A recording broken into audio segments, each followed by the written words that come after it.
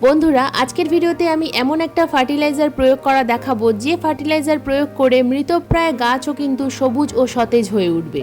কোনো গাছের যদি ডাল প্রায় অর্ধেক শুকিয়ে যায় তাহলে এই ফার্টিলাইজার তোমরা প্রয়োগ করে দেখো, মাত্র 7 দিনের মধ্যেই তোমরা কিন্তু রেজাল্ট দেখতে পাবে। গাছের মধ্যে আবার নতুন সবুজ পাতা আসবে, গাছে ফুটবে অগণিত ফুল।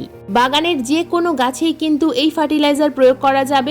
এই বর্ষায় অনেক সময় বাগানের বিভিন্ন গাছে ফাঙ্গাস প্রবলেম হয়, যে কারণে গাছের ডালে ডাইব্যাক আসে। বিশেষ করে আমাদের বাগানের গোলাপ এবং জবা গাছে এই সমস্যা কিন্তু খুব বেশি দেখা যায়।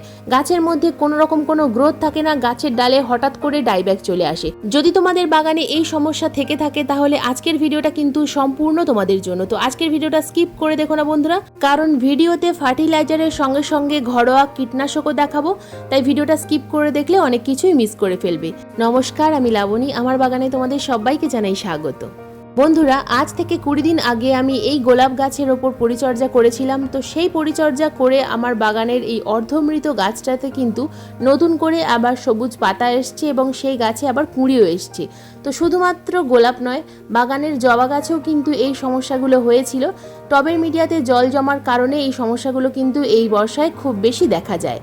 তো চলো, আমি আমার বাগানের শুকিয়ে যাওয়া গাছে কি কি পরিচর্যা করেছিলাম সেগুলোই তোমাদেরকে স্টেপ বাই স্টেপ বলতে থাকি। প্রথমে যে কাজটা করেছিলাম সেটা হলো গাছের মধ্যে যে সমস্ত শুকিয়ে যাওয়া ব্রাঞ্চ বা শুকিয়ে যাওয়া ফুল ছিল, শুকিয়ে যাওয়া পাতা ছিল, সেগুলোকে আমি কাটারের সাহায্যে কেটে দিয়েছিলাম। তো প্রথমে কাটারকে স্যানিটাইজ করে নিতে হবে, কাটারের মধ্যে যেন কোনো রকমভাবে কোনো কাদা বা ময়লা লেগে না থাকে। পরিষ্কার কাটার বা কাঁচির সাহায্যে শুকিয়ে যাওয়া ডালপালাগুলোকে প্রথমে কেটে দিতে হবে, যেন সেখান থেকে আর অন্য কোনো ভালো ডালে ডাইব্যাক না ছড়িয়ে যায়। তো শুধুমাত্র যে গোলাপ গাছে এই ডাইব্যাক হয় তা নয়, আশেপাশের অন্যান্য গাছেও কিন্তু এই সমস্যাগুলো হঠাৎ করেই শুরু হয়ে যেতে পারে যদি আমরা পরিচর্যা সঠিক সময়ে করতে না পারি। তো দেখো, আমার গাছটা দেখলে তোমরা কিন্তু বুঝতে পারবে যে গাছের মধ্যে প্রচুর ডালপালা শুকিয়ে গিয়েছিল। তো এই রকম অবস্থায় কিন্তু গাছটাকে যদি ফেলে রেখে দেওয়া হয় তাহলে কিন্তু এই গাছটা সম্পূর্ণরূপে এই বর্ষায় মারা যাবে। এই ডাইব্যাক বা বিভিন্ন ফাঙ্গাসের কারণে কিন্তু বর্ষাকালে আমাদের বাগানের অনেক গাছ মারা যায়। রোগাক্রান্ত বা শুকিয়ে যাওয়া ডাল পাতা এগুলো একেবারেই গাছের মধ্যে রাখা যাবে না, কারণ এই পাতা বা ডাল থেকে অন্যান্য ভালো ডালে ফাঙ্গাস বা ডাইব্যাক লেগে যাবে। তো সম্পূর্ণ গাছের শুকিয়ে যাওয়া ডাল আমি কেটে ফেললাম। এরপর দ্বিতীয় যে কাজটা আমাদের করতে হবে, টবের মাটিকে আগাছা মুক্ত করতে হবে, কারণ টবের মিডিয়াতে যদি প্রচুর পরিমাণে আগাছা থাকে, সেই আগাছা গাছের গোড়ায় থাকলে গাছের গোড়ায় বেশি ফাঙ্গাস অ্যাটাক করবে। তাই সব সময় টবের মিডিয়া পরিষ্কার রাখতে হবে। এই আগাছা কিন্তু বর্ষাকালে খুব বেশি পরিমাণে তৈরি হয়, আর যে কারণে আমাদের গাছের গোড়ায় জল জমা হয়। তো আগাছা সবসময় পরিষ্কার রাখতে হবে। টবের মিডিয়াতে যেন যখনই রোদ্দুর উঠবে, টবের মিডিয়াতে যেন রোদ্দুর লাগে। তো রোদ্দুর যদি না লাগে টবের মিডিয়াতে, গাছের গোড়ায় ফাঙ্গাস অ্যাটাক খুব বেশি পরিমাণে দেখা দেবে। তো আগাছা পরিষ্কার করার পর টবের মিডিয়াটা হালকা করে নিড়ানির সাহায্যে ঘষে দিতে হবে। যখন বৃষ্টি থামবে সেই সময় আমাদের কিন্তু এই কাজটা করতে হবে। মিডিয়া হালকা ভেজে থাকা অবস্থাতেই আমরা হালকা করে উপরের মাটিটা সামান্য ঘষে দেব। গোলাপ, জবা, টগর, বেলিজুঁই, গন্ধরাজ যে কোনো গাছে যদি তোমরা এই সমস্যাগুলো দেখতে পাও তাহলে অবশ্যই এই পরিচর্যাটা কিন্তু করে ফেলবে। যদি কোনো সমস্যা নাও থাকে তাহলেও কিন্তু তোমরা টবের মিডিয়াতে কোনো আগাছা হতে দেবে না। টবের মিডিয়া প্রতি 15 দিন অন্তর অন্তর খুশে রাখবে, তাহলে দেখবে যে গাছের গোড়ায় জল জমছে না। গাছের গোড়া সবসময় পরিষ্কার থাকলে পিঁপড়ে, পোকামাকড়, কেন্ন, কেঁচো এগুলোর আক্রমণও কম হবে। তো এবার আসি কি ফার্টিলাইজার আমি ঠিক 15 থেকে 20 দিন আগে প্রয়োগ করেছিলাম সেটা দেখাবো। প্রথমেই আমি এখানে দিয়ে দিচ্ছি ট্রাইকোডার্মা ভিরিডি। বন্ধুরা, ট্রাইকোডার্মা ভিরিডি হলো একটা জীবন্ত ছত্রাক। এই জীবন্ত ছত্রাক আমরা যখনই টবের মিডিয়াতে প্রয়োগ করব, কোনো রকম কোনো অপকারী ছত্রাকের বাসা হবে না। 12 ইঞ্চি টবে আমি 1/2 চামচ পরিমাণ ট্রাইকোডার্মা ভিরিডি প্রয়োগ করলাম। ট্রাইকোডার্মা ভিরিডি যদি না থাকে সেক্ষেত্রে তোমরা কিন্তু এখানে 1 চামচ পরিমাণ হলুদ গুঁড়ো প্রয়োগ করবে। এরপর আমি এখানে দিয়ে দিলাম 1 চামচ পরিমাণ ফ্রেশ চা পাতা। ফ্রেশ চা পাতা টবের মিডিয়াতে প্রয়োগ করতে হবে প্রতি মাসে অন্তত একবার। চা পাতা প্রয়োগ করার পর আমরা এখানে দেব পটাশিয়াম সমৃদ্ধ খাবার। পটাশিয়াম সমৃদ্ধ খাবার শুধুমাত্র যে আমরা ফুল আনার জন্য প্রয়োগ করি তা কিন্তু নয়। পটাশ ব্যবহার করলে গাছের রোগ প্রতিরোধ ক্ষমতা বেড়ে যায়, যে কারণে আমরা কিন্তু এখানে অর্গানিক পটাশ ব্যবহার করছি। তোমরা চাইলে কিন্তু এখানে রাসায়নিক পটাশ ব্যবহার করতে পারো, তবে সেক্ষেত্রে ট্রাইকোডার্মা ভিরিডি ব্যবহার করা যাবে না, তাহলে রাসায়নিক ফাঙ্গিসাইড প্রয়োগ করতে হবে।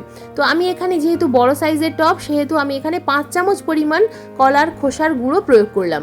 ডেসক্রিপশন বক্সে আমি এই কলার খোসার গুঁড়োর লিঙ্ক দিয়ে রাখবো, তোমরা চাইলে কিন্তু বাই করতে পারো। কলার খোসার গুঁড়োর পরিবর্তে বায়ো পটাশও কিন্তু এখানে দিতে পারো। এরপর যে খাবারটা আমরা গাছের মিডিয়াতে প্রয়োগ করব, এটা কিন্তু এই সময় অবশ্যই আমাদের প্রয়োগ করতে হবে, সেটা হলো এপসাম সল্ট। বন্ধুরা, এই এপসাম সল্ট অর্থাৎ ম্যাগনেসিয়াম সালফেট গাছের পাতাকে সবুজ রাখতে সাহায্য করে, গাছে নতুন গ্রোথ আনতে সাহায্য করে। ম্যাগনেসিয়াম সালফেট এখানে আমি দিয়ে দিলাম 1 চামচ পরিমাণ। এই ম্যাগনেসিয়াম সালফেট প্রয়োগ করার পর এখানে দেবো আমরা হিউমিক অ্যাসিড। গাছে যে এত খাবার দিচ্ছি, এই খাবারগুলো গাছ গ্রহণ করতে পারছে কিনা সেটা কিন্তু আমরা বুঝতে পারি না, তাই হিউমিক অ্যাসিড কিন্তু আমাদেরকে অবশ্যই প্রয়োগ করতে হবে। তো যেহেতু এটা বর্ষাকাল, হিউমিক অ্যাসিড জলে মিশিয়েও তোমরা প্রয়োগ করতে পারো। যদি বৃষ্টি কম হয়, যদি আবহাওয়া শুকনো থাকে, টবের মিডিয়া যদি শুকনো থাকে, সেক্ষেত্রে তোমরা কিন্তু হিউমিক অ্যাসিড জলে গুলে সেই জল গাছের গোড়ায় প্রয়োগ করতে পারবে। যেহেতু বর্ষাকাল, রুট ট্রিটমেন্ট আমরা ঠিকমতো করতে পারছি না, তাই এইভাবে আমরা কিন্তু শুকনো খাবার টবের মিডিয়াতে ভালোভাবে প্রয়োগ করব এবং খুব ভালোভাবে টবের মিডিয়াতে মিশিয়ে দেব। এখন আমি জল প্রয়োগ করছি না, তার কারণ টবের মিডিয়া নিচের দিকে ভালো রকম ভিজে আছে, তাই আমি কিন্তু জল প্রয়োগ করলাম না। অতিরিক্ত মাত্রায় কিন্তু কখনোই টবের মিডিয়াতে জল প্রয়োগ করা যাবে না, এবং সবসময় লক্ষ্য রাখতে হবে যে টবে আমরা খাবার প্রয়োগ করছি বা জল প্রয়োগ করছি, যে টবে গাছ আছে সেই টবে ড্রেনেজ সিস্টেম ঠিক আছে কিনা প্রথমে চেক করতে হবে। ড্রেনেজ সিস্টেম যদি ঠিক না থাকে, সেক্ষেত্রে গাছ কিন্তু আমাদেরকে রিপোর্ট করতে হবে, এবং রিপোর্ট করার অন্তত 10 দিন পর এই যে পরিচর্যাটা দেখালাম, এই পরিচর্যা করতে হবে। এবার গাছের পাতায় আমরা কীটনাশক স্প্রে করব। তো এখানে আমরা সম্পূর্ণ জৈব কীটনাশক প্রয়োগ করব। তার জন্য নিয়েছি আমি এখানে ওয়াটার সলিউবল নিম অয়েল। এই নিম অয়েল যদি তোমাদের ওয়াটার সলিউবল না হয়, সেক্ষেত্রে কিন্তু নিম অয়েলের সঙ্গে শ্যাম্পু 1 চামচ অথবা হ্যান্ড ওয়াশ মিশিয়ে নিতে হবে। এখানে আমি 1 লিটার জলে 5 ml নিম তেল নিয়েছি। নিম তেলের সঙ্গে আমরা কিন্তু আরও একটা ঘরোয়া উপাদান মেশাবো। যদি নিম তেল না থাকে, সেক্ষেত্রে তোমরা নিম পাতা জলে ফুটিয়ে সেই জল ঠান্ডা করে গাছের পাতায় স্প্রে করতে পারবে। নিম অয়েলের সঙ্গে আমরা মেশাবো বেকিং সোডা। বন্ধুরা, এই বেকিং সোডা আমাদের প্রায় সবার রান্নাঘরেই থাকে। বেকিং সোডা আমি নিয়েছি এখানে 1 চা চামচের 4 ভাগের 1 ভাগ, অর্থাৎ হাফ চামচেরও অর্ধেক পরিমাণ। খুব সামান্য পরিমাণ আমরা বেকিং সোডা মেশাবো, কারণ বেকিং সোডা গাছের পাতায় অতিরিক্ত প্রয়োগ করা যায় না। যদি নিম তেল ওয়াটার সলিউবল না হয়, সেক্ষেত্রে এখানে কিন্তু 1 চামচ পরিমাণ হ্যান্ড ওয়াশ অথবা শ্যাম্পু মিশিয়ে নিতে হবে।